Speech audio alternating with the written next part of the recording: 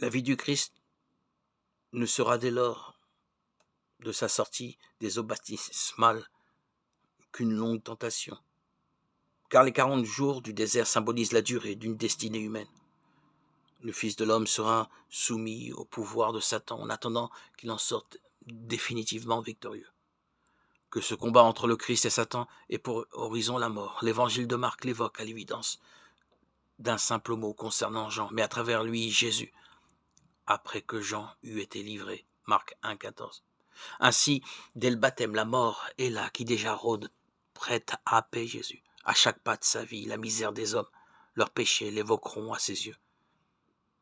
Il ne peut vivre, c'est sa vocation, qu'en s'offrant la mort pour en triompher. Ainsi, dès le baptême commence à se manifester le mystère de la promesse de Jésus. Il est d'ailleurs, il est d'en haut. Il se réfère mystérieusement à la volonté de son Père. Il vit de lui, et il est cependant au niveau des pécheurs. Il annonce prophétiquement tout son mystère. Il préfigure dans son baptême l'heure dans laquelle se révélera d'où il est.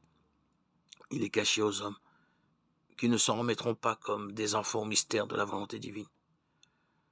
C'est tout le programme évangélique qui se condense sous nos yeux dans les scènes initiales de l'évangile. Baptême, tentation, présence voilée de la mort, préfiguration de toute la vie du Christ.